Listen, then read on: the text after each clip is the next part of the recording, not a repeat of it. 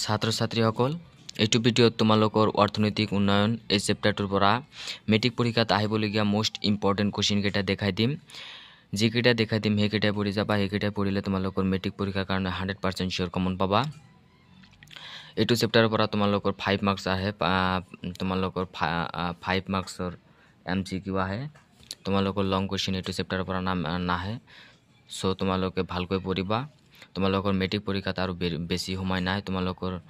3 মাহ মান আছে এই 3 মাহ মান ভাল কৰি পঢ়া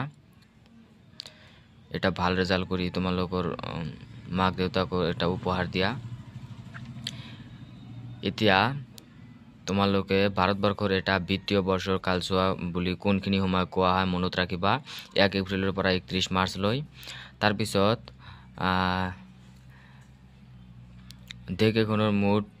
জাতীয় আয়োগ দেশখনৰ মুঠ জনসংখ্যাৰে হৰণ কৰিলে কি পোৱা যায় তোমালোকৰ জনমূৰি আয় পোৱা যায় জনমূৰি আয় এটো বহুত ইম্পৰ্টেন্ট MCQ তো তলত দিয়া এটো দিয়া থাকিব তাৰ পিছত কব যে কি হয় জনমূৰি আয় জাতীয় আয় এনে কৈ দিয়া থাকিব জনমূৰি আয় বহুত ইম্পৰ্টেন্ট জনমূৰি আয় কাক বলে তোমালোকে মনত ৰাখিবা 39 নং পৃষ্ঠাৰ পৰা আন এটা কোশ্চেন চাবা মানৱ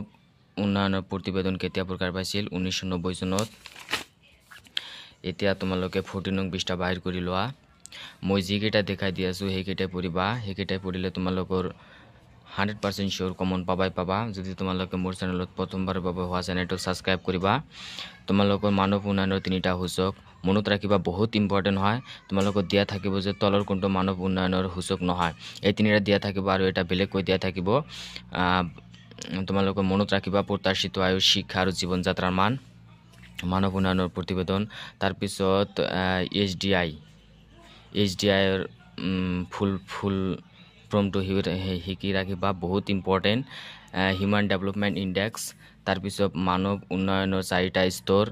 সামাজিক অৰ্থনৈতিক সাংস্কৃতিক আৰু ৰাজনৈতিক উন্নয়ন বহুত ইম্পৰ্টেন্ট মানৱ উন্নয়নৰ চাৰিটা স্তৰ তোমালোকক দিয়া থাকিব তলৰ কোনটো মানৱ উন্নয়নৰ স্তৰ নহয় এনেকৈ দিয়া থাকিব তাৰ পিছত 14 নং পৃষ্ঠাৰ পৰা আন এটা চাবা মানৱ উন্নয়নৰ মধ্যবিন্দু কি জনসাধাৰণ বহুত ইম্পৰ্টেন্ট এতিয়া তোমালোকে 41 নং পৃষ্ঠা বাহিৰ কৰি লোৱা 41 নং পৃষ্ঠাৰ পৰা চাবা এই সময়ছোৱা চাবা পৰিকল্পনা আৰু সময়ছোৱা বহুত ইম্পৰ্টেন্ট ভাৰতবৰ্ষৰ পৰিকল্পনা প্ৰথম 1 এপ্ৰিলৰ 1941 চনৰ পৰা 31 মাৰ্চ 1956 চন তোমালোকৰ ইয়াৰ পৰা চাবা প্ৰথম তৃতীয় বাৰ্ষিক পৰিকল্পনা দুখন বাৰ্ষিক পৰিকল্পনা একাদশ আৰু দ্বাদশ বহুত ইম্পৰ্টেন্ট ইয়াৰ পৰা এটা MCQ কমন পাবা তোমালোকে দি থাকে যেটো তোমালোকৰ এইটো চেপ্টাৰৰ পৰা তোমালোকৰ লং কোশ্চেন নাহে MCQ আহিব তোমালোকে ইয়াৰ পৰা চাবা এতিয়া তোমালোকে 42 নং পৃষ্ঠা বাহিৰ কৰি লোৱা নীতি আয়োগৰ অধ্যক্ষ কি প্ৰধানমন্ত্ৰী আৰু উপাধ্যক্ষ প্ৰধানমন্ত্ৰীৰ দ্বাৰা নিযুক্তি আৰু অংশকালীন সদস্য কেইজন দুজন বহুত ইম্পৰ্টেন্ট এইকেইটা মনত ৰাখিবা তাৰ পিছত নীতি আয়োগ কেতিয়া গঠন কৰিছিল পৰিকল্পনা আয়োগৰ ঠাইত নীতি আয়োগ কেতিয়া গঠন কৰিছে 2014 চনত বহুত ইম্পৰ্টেন্ট মনত ৰাখিবা তাৰ পিছত NIT আয়োগৰ সম্পূৰ্ণ নামটো মনত ৰাখিবা বহুত ইম্পৰ্টেন্ট এটো ফুল ফৰ্মটো হিকি ৰাখিবা ইয়াৰ পৰা এটা 100% শিওৰ তোমালোকৰ MCQ কমন পাবা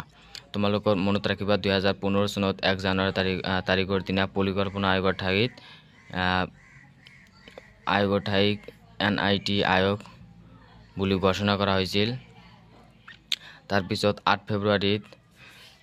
2015 চনৰ দিনা নীতি আয়োগৰ প্ৰথমখন বৈঠক ক'ত অনুষ্ঠিত হৈছিল নীতি আয়োগৰ প্ৰথমখন বৈঠক ক'ত অনুষ্ঠিত হৈছিল তোমালোকে মনত ৰাখিবা দিল্লীত বহুত ইম্পৰ্টেন্ট হয় এটো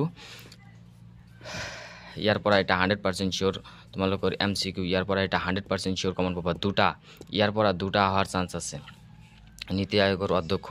প্ৰধানমন্ত্ৰী মনত ৰাখিবা যিকেইটা দেখাই দি আছো সেইকেইটা পঢ়িবা মেট্ৰিক পৰীক্ষাত 100% শিওৰ কমন পাবা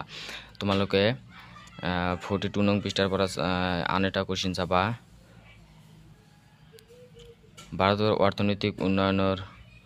ঘূৰি বটা ধৰিছিল ৰাজহুৱা খণ্ডই।